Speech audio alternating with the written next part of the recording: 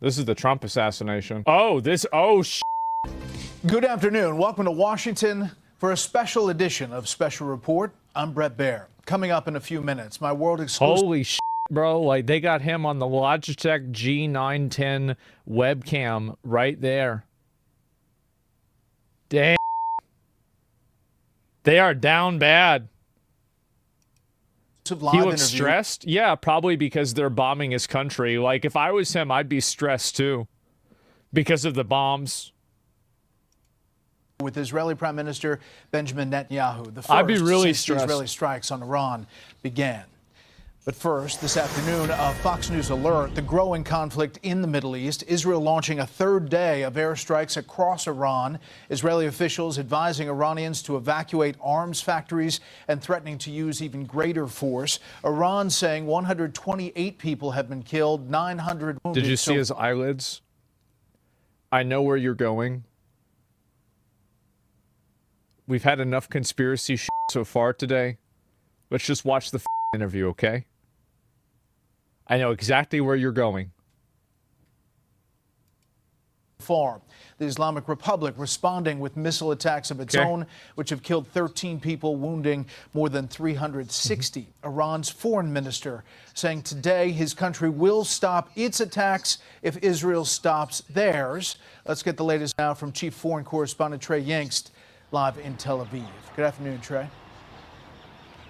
Brett, good afternoon. Since the conflict began, Iran has launched more than 250 ballistic missiles into Israel. Overnight, 11 people were killed when some of those missiles slipped past air defense systems. I just find it to be shocking that it was only 11 people. I mean, I guess, again, they all were, like, under shelter, but, like, still. I would have expected it to be, like, hundreds. To residential areas. Hundreds more have been wounded. When we arrived at one impact site this morning, rescue crews were combing through the rubble of an apartment building in central Israel looking for survivors. One man in his 50s named Meir was still trapped as his son, who had been wounded in the attack, waited to learn the fate of his father.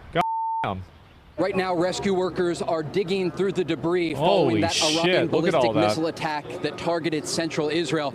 They are looking for survivors who are trapped under the rubble, including Meir, that father.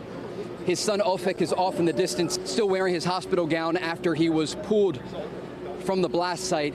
He is hoping for a miracle today following this Iranian attack. That sucks, man. That sucks. That's sad. Israel is responding to these recent attacks with more airstrikes targeting both military and energy positions inside Iran. Iranian media reports 128 people have been killed and 900 injured. We know among that list are Iranian nuclear scientists and top IRGC commanders targeted by Israel. Iran's foreign minister spoke today about the American support for Israel during the conflict. Now, in conversations with Israeli sources, they are drawing a stark contrast in what is happening here.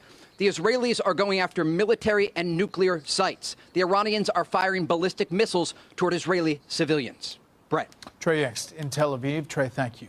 Joining us now, Israeli Prime Minister Benjamin Netanyahu. Mr. Prime Minister, welcome back to Special Report. Here it comes. Let's go. Let's get it. We got to see what he's got to say. Thank you. Good to be with you, Brett. First of all, let me start at the beginning. Why did you launch this operation now? Because we were facing an imminent threat, a dual existential threat. One, the threat of Iran rushing to weaponize their enriched uranium to make atomic bombs. I think that's legitimate. I think Iran was trying to do that. Specific and declared intent to destroy us. Second, a rush to increase their ballistic missile arsenal into the capacity that they would have 3,600 weapons a year, new weapons within 3 years. 10,000 ballistic missiles, each one weighing a ton, coming in at Mach 6. That's a lot. Right into our cities, as you saw today. And then in 6 years, 20. I feel like this is, how many of you guys feel this way? I totally see why Israel attacked them. I can totally see why. Sure. Yeah, 100%. 20,000. That's no country can sustain that, and certainly not a country the size of Israel. So we had to act. It was the 12th hour. We did act to save ourselves, but also, I think, to not only protect ourselves, but protect the world from this incendiary regime. We can't have the world's most dangerous regime have the world's most dangerous weapons. We're protecting ourselves, but by doing so, we're protecting many others. You know, I just want to... I think that a lot of people probably, there's a degree of this that's true. Like, is it true enough that I want to send them a bunch of aid and money? No. But I do think that it would be better for everybody if Iran did not have nuclear weapons. But I would say that about any country, by the way. Like, it would be better for everybody if China didn't have them, or Russia didn't have them, or Pakistan didn't have them, or even India or America didn't have them. I think they're too dangerous, and it would be better if nobody had them. So what I'm saying is, like, this is a categorical viewpoint that I have. And, like, yes, Iran is more unstable than, let's say, the USA, but or China, but still, that's why I think nuke fatigue, bro. Like, there's two. We've got to stop using the fatigue thing, okay? Press you on the intel on the nuclear part. Mm-hmm. Less than 2 months ago, the new director of national intelligence, Tulsi Gabbard, testified on Capitol Hill, saying that everything had been suspended since 2003 and had not restarted, that the nuclear program had not been restarted by the Iranians. So did something change from end of March until this week? Was the U.S. intel wrong? The intel we got and we shared with the United States was absolutely clear.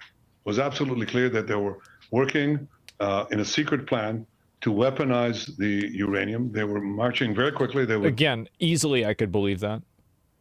The enriched uranium you need for, like, energy and is like 3%, and theirs was at 60. And other people said it was somewhere at like 80 or 70% too. Achieve a test device and possibly an initial device. You need 80? I heard months, 90, but yeah. Certainly less than a year. That was the intel we shared with the United States. I think we have excellent intel in Iran. I think we've proven that. And that is something that we couldn't possibly... I think that's true. They do. I mean, it's obvious they do. That's how they're hitting apartment buildings and killing one guy. And it's the right guy. Yeah, 100%. They have good intel. Except whether it would be 6 months, or 12 months, or 13 months is immaterial. Once they go that route, it's too late. Mm-hmm. And we will not have a second Holocaust, a nuclear Holocaust. We already had one. They've got to stop ulting with this. They've got to stop. Like, it's... I think it's starting to alienate a lot of people. In the previous century, the Jewish state is not going to have the Holocaust meted on the Jewish people. It's not going to happen. Never again is now, and we have to act now. What is the goal of these strikes? You talked early in one of your speeches after the attacks began with a message directly to the Iranian people. Clearly, some of these strikes have targeted Iranian leadership, military, nuclear scientists, and other leaders. So is regime change part of the effort here? That's the goal, right? I mean, it has to be the goal. Could certainly be the result because the Iran regime is very weak. I think it's basically left with two things. It's plans to have atomic bombs and ballistic missiles. That's basically what Iran has. They certainly don't have the people. 80% of the people would throw these theological thugs out. I mean, they murder them. They oppress them for 46 years. Sure. They've yearned for freedom. He's right.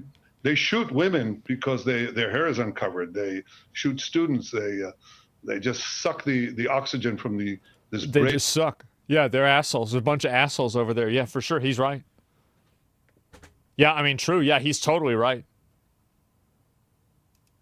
And gifted people, the Iranian people, and the Persian people and the Jewish people have had an ancient friendship. Goes back to the times of Cyrus the Great. It could happen again, but again, Iran was one of the first countries to recognize Israel as a country.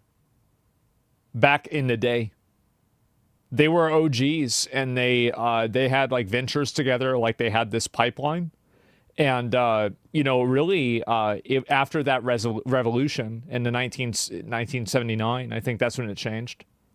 You're right. Yeah, I didn't know that. I didn't either. I looked into this. Because it was confusing to me, too. No, I mean, obviously, like, I'm not an expert, right? I've just read a little bit about it myself. Decision to act, to rise up This time is the decision of the Iranian people. We decided to act because we saw enough uranium, enriched uranium, for 9 bombs. And all they had to do was weaponize them. We stopped that. We're attacking their nuclear sites. We attacked their chief nuclear scientists working. It's like Hitler's nuclear scientists. Would you leave them? Of course not. 2 ults so far. You'd think it would be on cooldown. We attacked their top command. I can inform you, Brett, that moments ago, we also got the chief intelligence officer and his deputy in Tehran, because we're now over the skies of Tehran. Our pilots are brave. I think the point that I'm making by saying that is that I think that the constant guilt tripping about what happened in World War II that was awful is wearing thin on a younger audience that has a looser and looser connection to the current events reality of it happening. And that's getting so old. Yeah, that's what I'm really trying to say is that, like, you're looking at, like, for example, like if you're 25 right now, like you're a guy that's 25, like maybe your great grandfather, like think about, okay, so if you're 25, you were born in the year 2000, 1945, this was like what, 60, 70 years ago, something like, 60 years ago. It's like 2 or 3 generations away from you. And I think constantly referencing back to that over and over, you think about like World War I messaging for people that are like around our age, right? Like 30s to 40s. I don't really think a lot of us would really have or put a lot of stock into that, would we? Like I wouldn't, because I'm like, oh, this happened a really long time ago. Well, I think the same thing's happening for the younger people that feel this way about World War II. Same as slavery arguments? Yeah. Yeah, I think that's happening as well. And like as the farther away that we get from, slavery, the Civil War, civil rights, Rosa Parks, etc., these things become less current events, and it becomes increasingly harder to emotionally weaponize these events in order to make people take up a cause. Like, do you guys see what I'm saying here? Because I'm seeing a tremendous amount. I don't know if you guys are noticing this, but some of the most extreme conservative people and people that are like aligned with, I mean, I don't like using this term, but like extremely right-leaning National Socialist, like Nazi adjacent stuff, many of them are under the age of, I'd say 25, especially under the age of 30. It's a very young movement of people. I think it's more important events in our generation versus early mid-2000s. And here's what I think is even more interesting about it. And this is the last point. I'm sorry I'm going off on a tangent, but I just want to talk about something that I've observed. So you're seeing this massive resurgence of extremely right-wing men that are young, like 25 and under. But I'm not seeing that as much with left-wing people and like women. Like, for example, if I look at those No Kings protests, it's a bunch of geriatrics out there. Like this is the nursing home busts them over so they can protest for Trump and get some nostalgia about how it was like in civil rights. I mean, really, it's crazy. Hard times, soft times. So that's what I'm saying in general, right? That's where I'm at. Nursing home revolution, yeah. And so I'm. And that imbalance, I think, is going to become more and more pronounced as these people enter more of the public space. And I think young guys, like guys that are 15 now, are following the trend of the guys that are 25 now as well, and under 25. Pilots. That's what I'm noticing. We're targeting military Have you guys sites, noticed that? nuclear sites. That's what we're doing to take out those 2 threats. Unlike the Iranians, who your reporter said correctly, they're targeting our civilians. Yeah. They're bombing our civilians. So that's the difference. They're a terrorist regime. We can't have Iran have nuclear weapons. And by the way, our intel shows that they intend to give these nuclear weapons to who? To their Houthi proxies and others. And that's nuclear terrorism on a global scale. It threatens everyone. And the last thing is, they have plans to develop intercontinental ballistic missiles. Oh. Right now, 8,000 kilometers, very soon, just out a little distance, and they can reach the eastern seaboard of the United States. These people who chant death to America, tried to assassinate President Trump twice, killed 241 of your Marines in Beirut, killed and injured thousands of American soldiers in Afghanistan and Iraq, tried to bomb a restaurant in Washington, D.C., chant death to America, burn the American flag. Do you want these people to have nuclear weapons and the means to deliver them to your cities? Of course not. Yeah. So we're defending ourselves, but we're also defending the world. I want to talk about the nuclear threat, and I want to talk about President Trump. You just said Iran tried to assassinate President Trump twice. Do you have intel that What?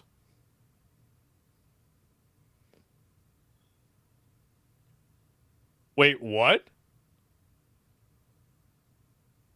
I never heard about this. That's a pretty bold claim. Yeah, the assassination attempts on President Trump were directly from Iran? Through proxies, yes. Through their intel, yes. They want to kill him. Look, he's enemy number one. He's a decisive leader. These are two qualifying statements. Through their proxies and through qualifying info. I wish he would be more specific. Hopefully he will be.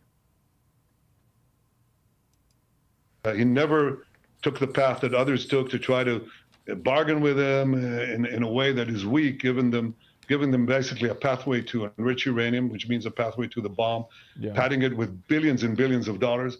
He took up this fake agreement and basically tore it up.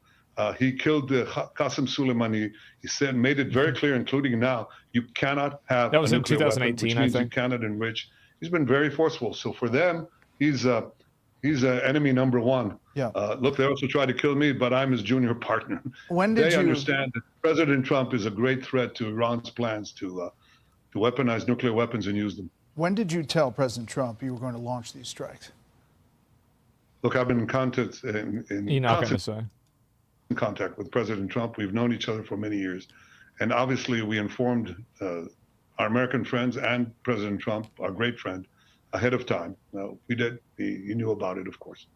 I mean, there were reports that President Trump kind of helped you achieve your strategic surprise by publicly urging you not to attack when he already knew you had decided to do it.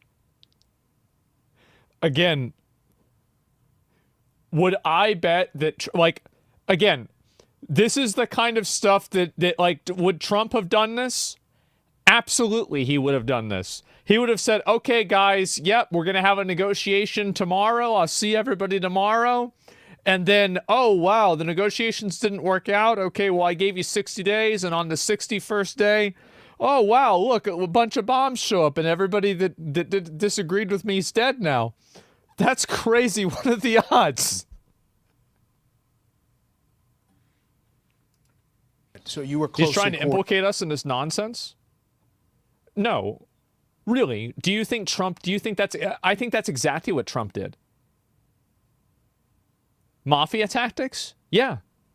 No, anytime that there is basically some sort of action that is basically a mafia tactic and Trump does it, I'm like, yep, that's probably true. Trump, yeah, the late, great Al Capone. Remember that? Coordinating with the U.S. throughout this process. Look, we're fully coordinated, but understand that America, under President Trump, will make the decisions that are best for America. And that's the way it is. He understands that I, as the Prime Minister of Israel, the one and only Jewish state, must make the decisions that are important for the survival of my country, and he will do what is best for America.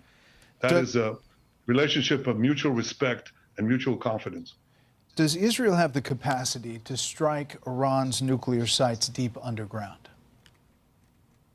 Well, we've certainly done quite a bit. We've destroyed the main facility. Why would they say that? This is like saying, so what time are you going to attack tomorrow? What time is the sneak attack tomorrow? Yeah, I mean, obviously, if they can, they're not going to say it. And if they can't, they're also not going to say it because it makes them look bad. They're never going to say it. The one and only, is there another? Oh, the Jewish state? Oh, as far as I know, like the U.S. is the only, Israel. Jesus. The U.S., Israel is the only Jewish state. That's what I meant to say. Israel is the only Jewish state. facility in Natanz. That's the main enrichment facility. And if we need to, we'll add whatever is needed. But yes, we're committed to achieving both goals. And I'm not going to get into all of our objectives. I don't want to get into specific operational plans. But it's our existence, but not only ours. I think it's a wider battle here. Thanks for the clip. Of civilization against barbarism, of good against bad. I mean, this regime, look at what it's done without nuclear weapons. It's just fomented evil everywhere. I get the barbarism argument, and I understand that, and I'm not a big fan of it. But whenever I see, there's a big part of me that when I see how surgical they are with attacking Iran, and then what seems to me, again, that I get this could be the untrained eye, but what seems to me as indiscriminate destruction in Gaza, I feel like everybody is engaging in a little bit of barbarism here, aren't we? I mean, they've pushed international terrorism to the hilt into every part of the Middle different East. Things. I Syria, understand. In Iraq. No, I Lebanon. understand the counter arguments. I get it. I'm just not sold. I get it. I'm just not sold. Where they had Hezbollah, Hamas, where they encouraged the Houthis, the great massacre of October 7th, the Houthis. That's what they're doing when they don't have nuclear weapons. Nobody likes including them. Attacking American targets. Now imagine what they'll do if they had nuclear weapons.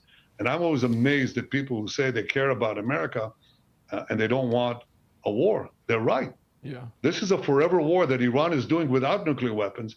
And imagine what they will do if they have them. I think for the security of Israel, America, the world, we must make sure that they don't have these weapons and the means to deliver Then do them. it. And they're working on both. I just want to ask you about the nuclear sites. Fordo nuclear enrichment facility located deep inside a mountain. These are from Iranian nuclear experts. Inside this mountain near Qom, Esfahan, deeply buried facility where Iran stores its highly enriched uranium. In some ways, experts say it might even be more important than Fordo. The IAEA says it's a half-mile deep. So I guess the question is, if the goal is destroying Iran's nuclear program, how do you do so without the 30,000-pound bunker buster bombs that really only the U.S. has? Have you asked President Trump to use that 30,000-pound penetrator bomb to get to those facilities? I'm not going to get. So tell us, have you decided to use the secret weapon or not? Like, I mean, what are you doing asking this shit? What are you doing with this? No comment? Yeah, of course they asked. Obviously they would ask. And if they didn't ask, it's because they knew they wouldn't need to.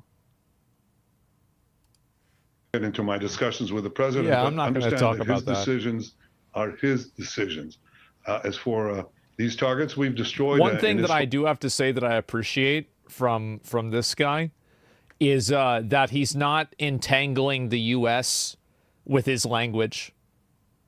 I do have to appreciate that, and I'm glad to see that. Behind the conversion facility they had, that's a very important facility. He's a long-time politician. Without which you can't really build a weapon. That's gone. There are other plans that we have. I won't get into it. I think Israel has shown that it has, well, how shall I say it? We're the innovation nation that we're called that, startup nation. So we have quite a few startups and quite a few rabbits up our sleeve. And I don't think that I should get into that. Okay. Well, I mean, so they got a bunch of, he got a bunch of those little sneak attack things. They got rabbits up there. So, I mean, the thing is, they did do, like, you don't have to, don't discount these guys, bro. That pager that they did, that was diabolical. That was some crazy ass. You go and do that pager thing. So, like, I kind of believe him, honestly. I'll be right back. Oh, man. Yeah, I didn't realize how big of an interview this was either, because, like, I was reading some excerpts from this earlier today, like in bed even, and, yeah, this is a big deal. Mossad has a whole building for explosive drones inside Tehran, which is crazy as fuck. This is pager level. How much smegma is on Asmon's dick? Ask your mom. Okay, let's get back to it. Are you getting everything from the U.S. that you've asked for? Is there something that you've asked for that you're not getting? What I'll say this is that I deeply appreciate President Trump's decision to help in the defense of Israel. American pilots are shooting down drones that are headed to... I think he's just got to understand that, like, the U.S., especially after how long we were in the Middle East last time, don't want to get into another one of these things. Because it's always, and it's never just one thing, right? Like, it's sick of it. Lost our appetite. Yeah. Towards Israel, as do our pilots. American THAAD missile batteries are helping defend Tel Aviv and greater Tel Aviv area.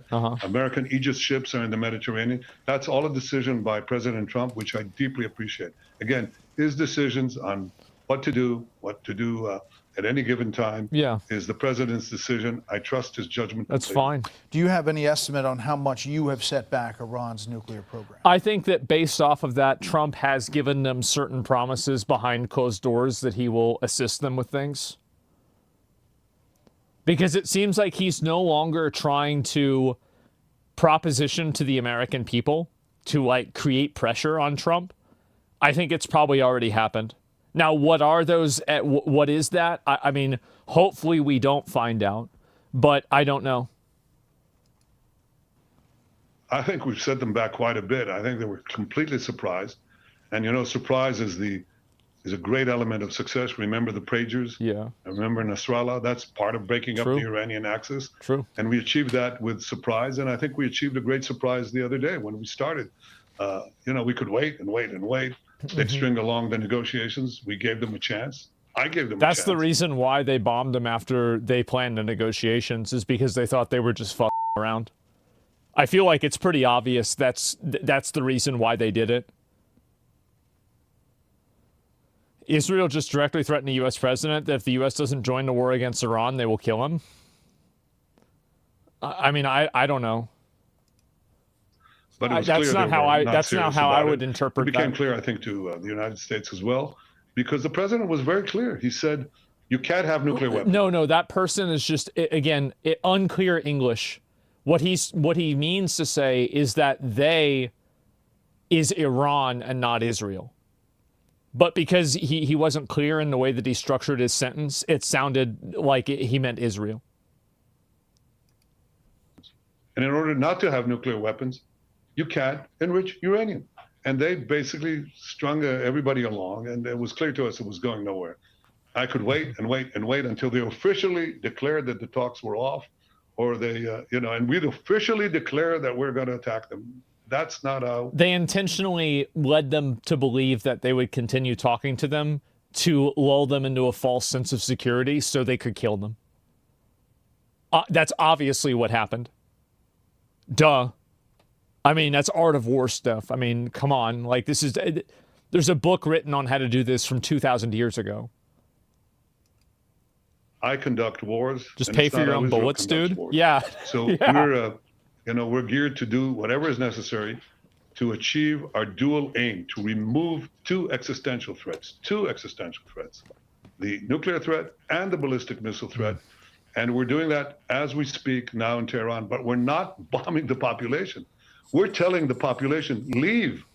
So when we hit the targets embedded in civilian areas, you won't be hurt. And there's now mass migration from Tehran right now. That's what's happening. So because we're giving them forewarning. Mr. Prime Minister, what proportion of Iranian air defenses do you think you've taken out? Back in That's October, a good question. The air defenses That's a were great really question. Decimated. Now you say you have kind of control of the skies as you're picking these targets, yet these missiles and drones are still coming your way as they attack. Yeah, how the did so many missiles hit yesterday?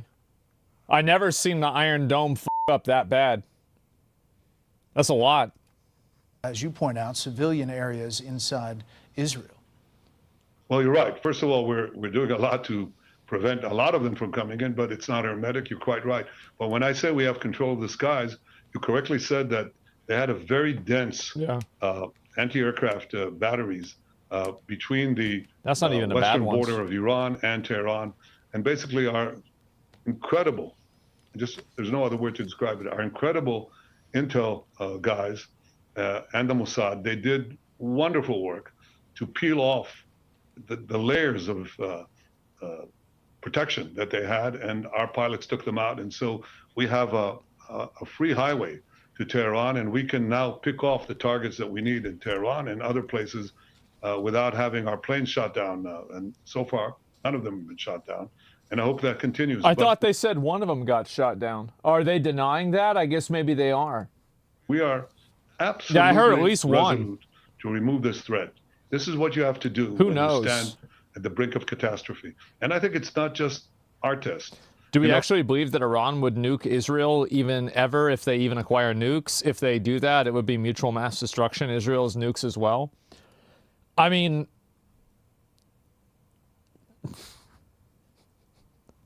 Iran has a history of saying things that aren't good about Israel. Things like Israel shouldn't exist. We're going to destroy Israel. We want to destroy the nation of Israel. Like things like that. I mean, that would, I mean, bro, that's kind of a lot, right?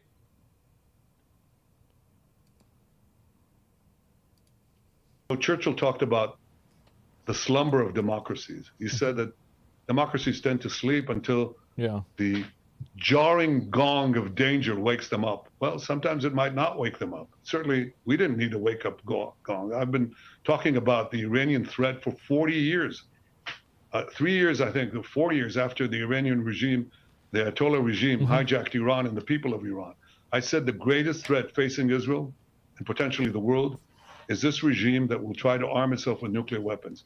And I've devoted a considerable part of my life, in fact, most of my life, to preventing that.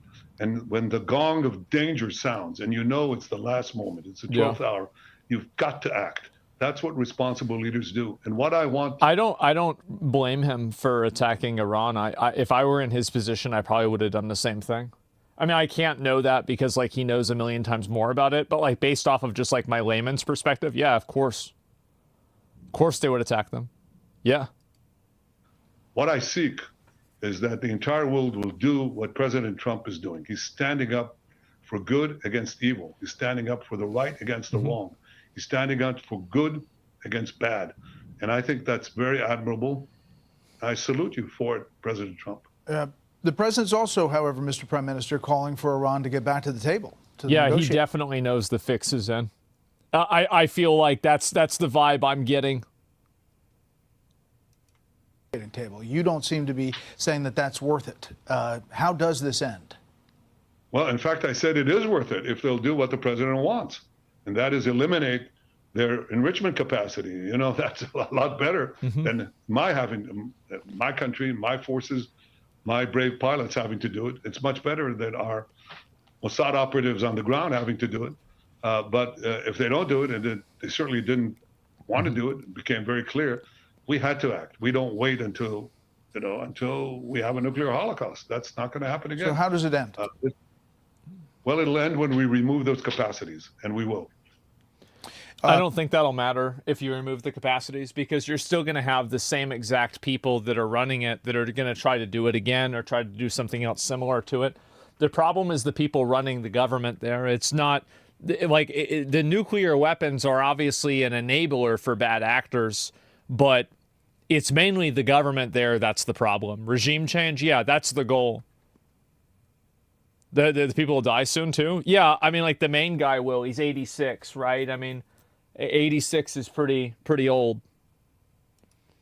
You stop short of killing Iran's civilian leaders, just military commanders. I mentioned nuclear scientists, but not the supreme leader. No. There is a Reuters report just moving saying that President Trump in the last couple of days vetoed an Israeli plan to kill Iran's supreme leader. Oh, so he just bringing it up directly. And to two U.S. officials. Is that true? Actually, there's so many false reports of conversations that never happened, and I'm not going to get into that, but I can tell you, I think that we do what we need to do. He did.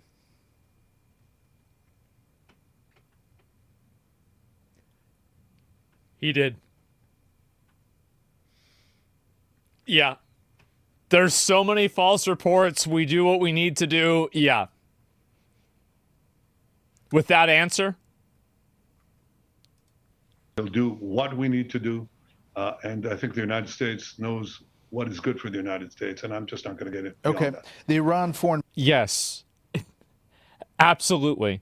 Because I think that Trump is probably worried, and this is a very fair and reasonable worry, that killing the leader of Iran will create a power vacuum in Iran that will create a destabilizing force, that will create a new terrorist organization. And now it's basically you cut off the head and now there's two more heads. Like a Hydra. Like Afghanistan. Yeah, ISIS 2.7. Taliban 2.0. No, it's Taliban like 5.3 or something. Like it's happened so many times. Like at this point, it should just be expected. Minister today told reporters this: if Israel stops attacks on Iran, quote, our responses will stop. The attack on Iran in the midst of nuclear talks clearly demonstrates the Israeli regime's opposition to any form of negotiation.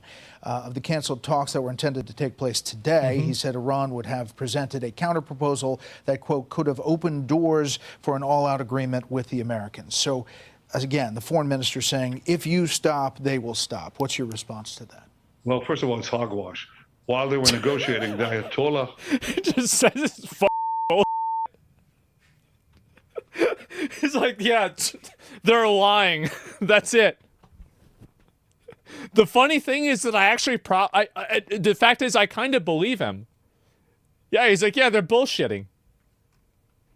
They want regime change? Yeah, I think that's what they're doing. That's why they haven't killed the main leader. Is they don't want to martyr him. They want the regime change to happen from inside of Iran. So hopefully they can have they can maintain a relationship with them after that. That, and also, but it has to be organic, right? I don't think we can change, like the U.S. has been involved in regime change for a while, right? I don't know. I think we should try something different. Yeah, I think let's try something different. Himself. Khamenei tweeted again and again, death to Israel. Israel must be destroyed. Yeah. So some good faith there, right? Aside from that, they had bad faith because they were cheating, and we saw it in our intel. It was very clear. And the U.S. had that same intel. Believe me. And this is also discovered by a third-party organization that saw that Iran was using enriched uranium too. So literally everybody except for Iran says that Iran is lying. We share that intelligence. One of the great things of our unprecedented cooperation that has happened under President Trump is that we share every bit of information. So number one, he's lying. That's not new. Iran lies all the time. They cheat. But the second point is that they say, okay, we'll stop if you stop. Stop what? You'll continue to develop your engines of death, mass death, continue to develop your nuclear bombs, continue to develop the ballistic missiles like the one that fell in Tel Aviv, near Tel Aviv today. I was there, the whole building just slammed through. Children sleeping in their beds, killed. Yeah. Women sleeping in their beds, killed. Horrible stuff. Yeah, they'll stop and continue to develop the means for our extermination. That's not going to happen. So obviously, that's not said in good faith. The issue here is not de-escalation. The issue here is not ceasefire. The issue here is stopping. So basically, he's saying they're not going to stop the bombs. The bombing will continue until morale improves. Or until the regime changes. Yeah, that's basically it. Things that will threaten our survival, and we're committed to stopping them. You're in Greece? I don't think he's in Greece anymore. If they are willing to I heard that he wasn't. President Trump's terms, I could be wrong. That's a different matter. I said that months ago, and I said in my meeting with the president in Washington. Yeah, overnight. If you can get a deal that does it, fine. But he didn't, not because the president didn't want it. It's because Iran didn't want it, and they cheated. Overnight, you expanded your airstrikes to include oil and energy infrastructure in Iran. Is that a different phase? What's the point? Well, this was an oil container. It wasn't a production site, but it merely means that we're ready to take whatever action is needed. And of course, we'll take some of those actions in response to what Iran does to us. But as I said, our main targets are the military and nuclear targets, and we're taking them out with the precision and with purpose. You know, we're not hearing much harsh criticism from from the Gulf Arab countries. There have been some statements. Saudi Arabia putting out, the Kingdom of Saudi Arabia expresses its condemnation, strong denunciation of the Israeli attacks that targeted the Islamic Republic of Iran, which violated sovereignty. These attacks represent a blatant violation of international laws and norms. That was early on, but not much since then. No, I don't think they really give a shit.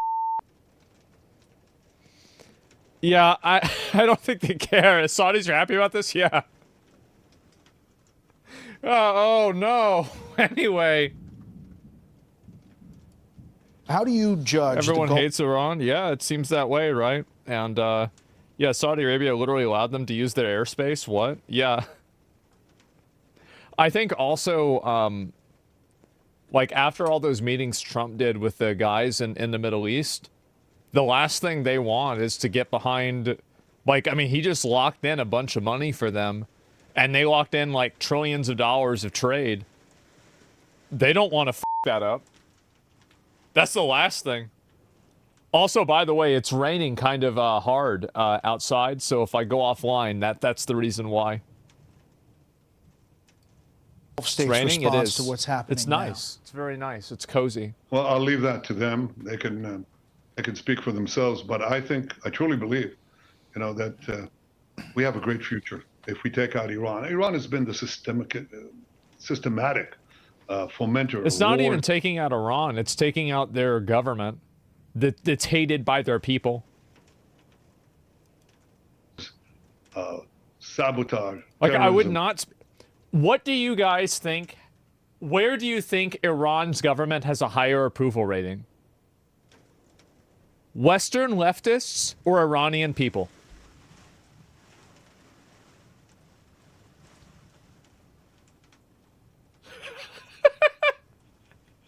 Everybody knows the answer, right? And isn't that stupid?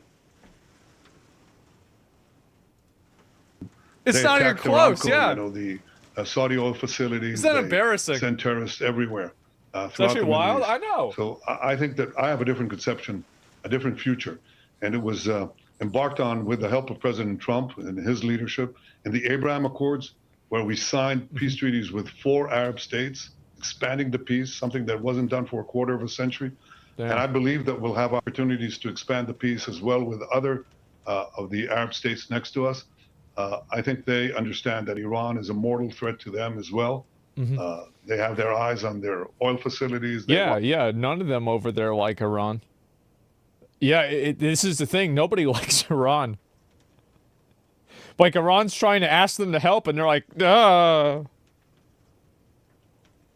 my phone was off. I didn't get the call.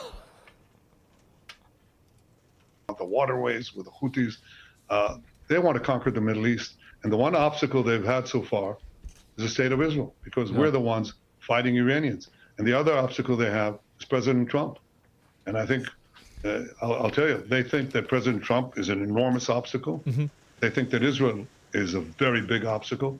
And they're out to get us both. In fact, they tried to kill me too.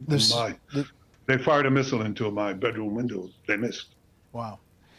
The Saudi Wait. What?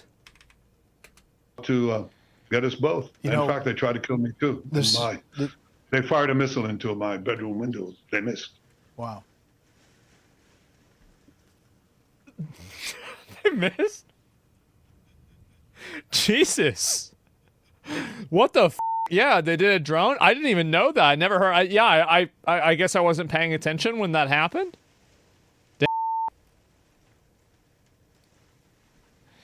The Saudi Crown Prince, as you remember, in September of 23, told me he was getting closer every day to recognizing Israel and normalization. The very next day, you repeated that to me. Take a listen. Reports that you had suspended talks. No, that's not true. Not true. So you think, if you were to characterize it, are you close? It's pretty obvious, like, he just doesn't want to... Like, I actually, the thing where he killed the journalist was not great, But overall, I really like this guy. I think that he's got, I think he's got his head in the right spot. I do. Get closer. I know you heard those words from the Saudi Crown Prince. What was your response? Well, I was delighted to hear what he had to say. He is. To borrow a phrase, I think we're getting closer to peace every day that passes. Obviously, October 7th was just a few days later. Can you get back to that moment pre-October 7th? I think what you heard was correct. One of the possible reasons for the timing of Hamas's attack, and remember, Hamas is one of Iran's terror. There's a Washington Post journalist actively trying to subvert his nation, not saying to deserve death, but I understand their point. You shouldn't go to Saudi Arabia and start shit with them. Like they literally have a sword on their flag. What were you thinking? Literally the dumbest idea you could have. I wouldn't have done that either. One of the Coolest reasons flag ever. Saudi Arabia flag is way cooler than the Hezbollah flag. It's not even remotely close. The Saudi Arabia flag looks awesome. The Hezbollah flag looks like it's some kind of brand of mustard. I don't know what Hassan was thinking. He was just trying to be edgy or something. It's not even remotely close. That they may have brought up the attack, low-grade design, not even coordinated with others as they were supposed to do, is perhaps that they were afraid that the words of the Saudi Crown Prince and my own words were about to materialize. But they will materialize one day, I'm sure of it. And that day will be a lot sooner once we get rid of this mortal threat that Iran poses not only to Israel, but to our Arab neighbors, to Europe, to the United States, to many others. Last thing, Mr. Prime Minister, I'd be remiss if I didn't ask about the situation in Gaza. One of the reasons it's not moving forward, the normalization, is because of how that's happening. Understand that you put the onus on Hamas for everything that's happening there. But as of now, you know, we take the Gaza Health Ministry for what it is. They say the death is 55,000. The United Nations puts it at that number as well, but they're citing the Gaza Health Ministry and women and children making up half of the dead. Is there an Israeli estimate as far as the death in Gaza since the start of that operation? Well, the ratio of civilian combatants to non-combatants is about 1 to 1, which is unheard of in such a dense urban environment. And that's happening because we're telling the population leave, and Hamas at gunpoint, and sometimes shooting them, saying stay in the war zone. That's why you have, or had, a lot of... By the way, I believe this. I think Hamas has no problem martyring their own people. I think Hamas is awful. They kill people who protest against them. They're an oppressive, terrorist, militaristic force. They're awful. They're awful. Like, I mean, and again, it doesn't make Israel good, but Hamas is they are the oppressors there. They use them as shields. Yeah. Civilian casualties, that is decreased. And happily, because we're doing everything in our power to separate combatants from non-combatants. Terrorists doing terrorist activities. Reason this yeah. War has been going on for so long. This is horrible. Is, well, one primary reason is the hostages. They've taken hostages. Remember, this is the regime that took Americans hostage. There's That's how they began. 53 captives, less than half of them believed to be alive. Is that fair? 20 are alive. The rest, unfortunately, are not alive. Wow. But, you know, we started so the out majority with, are dead. We've already brought back 202 hostages, most of them alive. Some people believe in There's a big part of me, I always wonder, like, you know, I think about ethical concepts like this. Is it ethical for them to continue this ongoing war that kills thousands of people in order to hopefully negotiate for the lives of 20 people? Rather than like immediately go in and like militarily remove this like terrorist organization. I don't know. You're so biased towards Israel. Hamas are terrorists and so is Israel. You have no idea about colonialism. Hamas is terrorists. Okay, so then you agree. Yeah, they're bad. Yeah, that's what I was saying. That's my whole point. Beginning of the war, in fact, the most senior military people, they said, we'll be lucky if we got one. And I said, no, I don't think so. I think that a combination of military and diplomatic pressure will get us, we can get them out. And I'm committed to getting all of them out. I've said 2 days ago, I've instructed our people to try to resume the negotiations for a ceasefire that would enable us to take Steve Witkoff, the American envoy, has made an offer to begin. I don't think they're going to get a ceasefire. I think as long as Hamas is there, they're not getting a ceasefire, because Hamas, their power structure is through fear and war. The moment the war ends, people are going to hate them. They might get killed, and also they lose a lot of their power. They're not going to let this war end, because this war is this is the reason why they exist.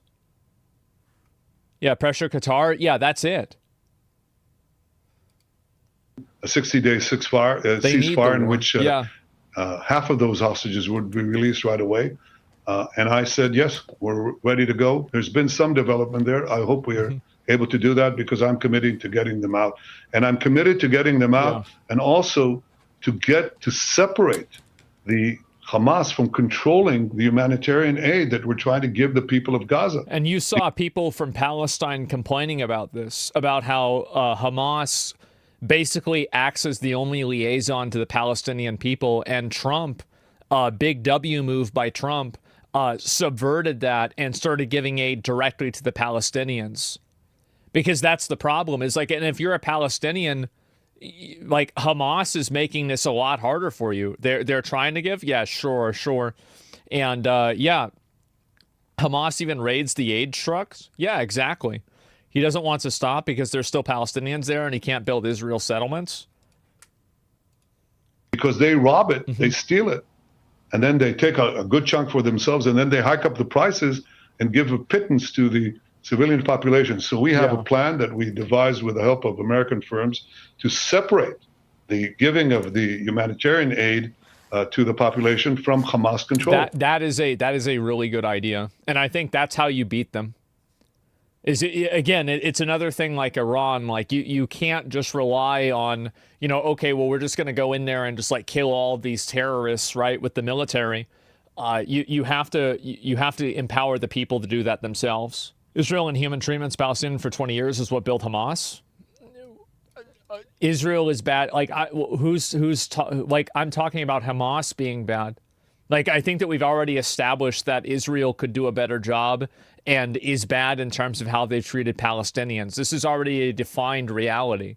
Like, we don't need to discuss that because it's already certain. But the reality is that Hamas is oppressing its own people.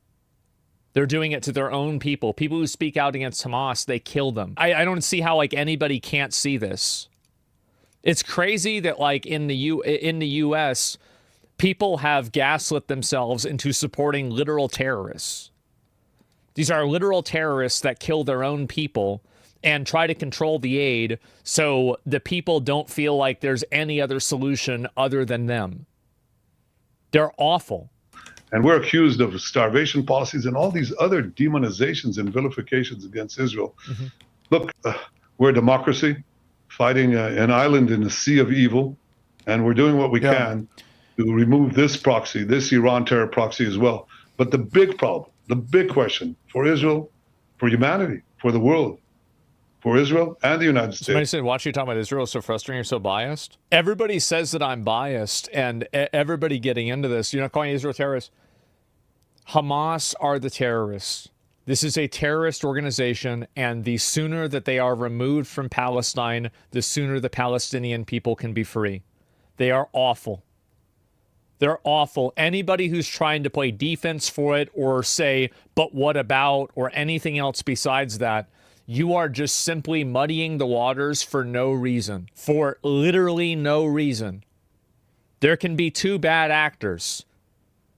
That's fine. It's insane. I'm biased. Yes, I'm biased against terrorists. Sorry, guys.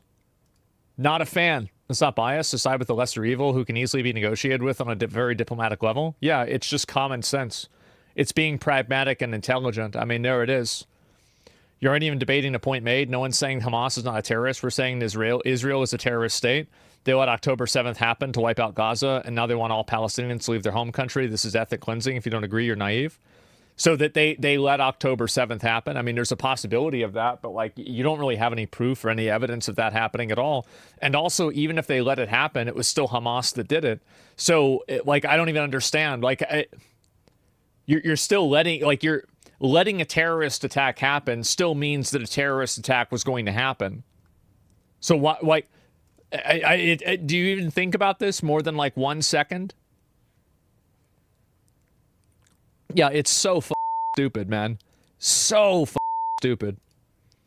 Yeah, anybody who's supporting Hamas or any of these terrorist organizations is totally delusional. They are oppressing their own people. They are killing their own people.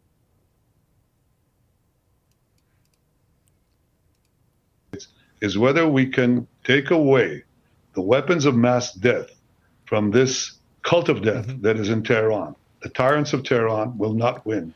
Yeah. We, with God's help, we will win.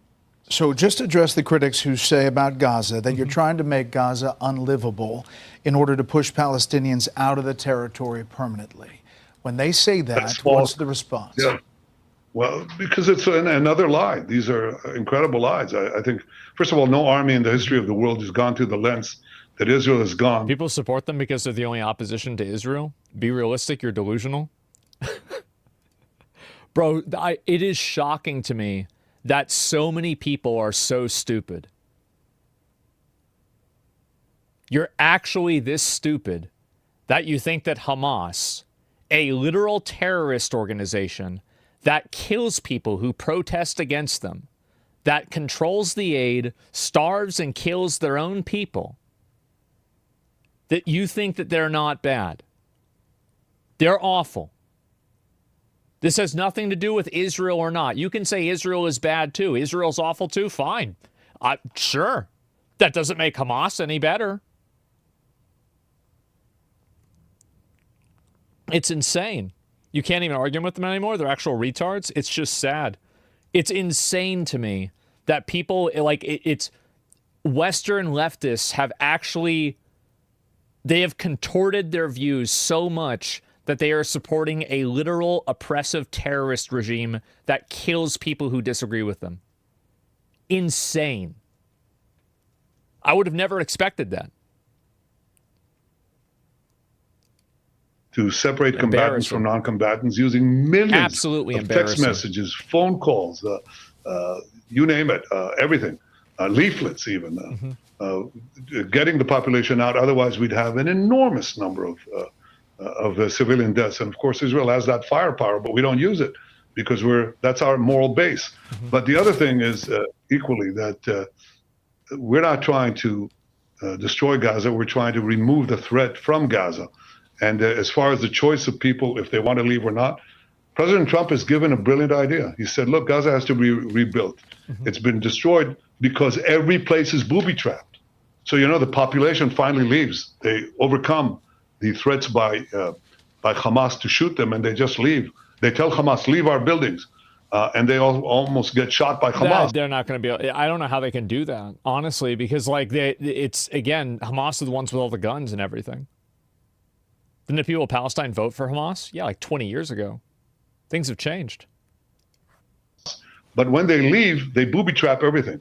So when we come to fight the terrorists, they set off these charges and they kill our soldiers. What we do is we bring a supercharge. It detonates all the booby traps, and that's how you have buildings destroyed. We also go into tunnels.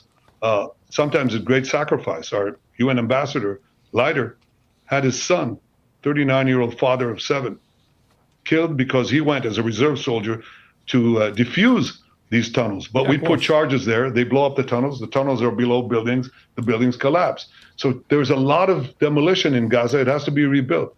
President Trump said, okay, let the people have a choice. Why are they locked in?